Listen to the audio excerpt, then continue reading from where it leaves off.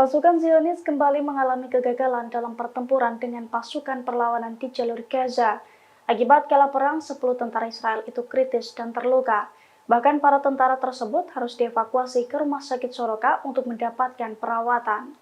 Hal itu diungkapkan oleh sejumlah media Zionis pada Senin 26 Februari. Pasalnya pasukan Zionis kembali terlibat perang sengit dengan pasukan perlawanan di jalur Gaza.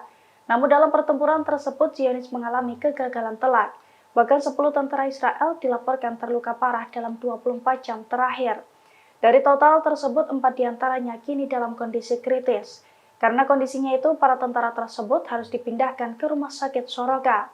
Rumah Sakit Soroka di Negev pun membenarkan soal kegagalan tersebut. Namun pasukan perlawanan sendiri belum memberikan klarifikasinya. Download Tribun X sekarang, menghadirkan lokal menjadi Indonesia.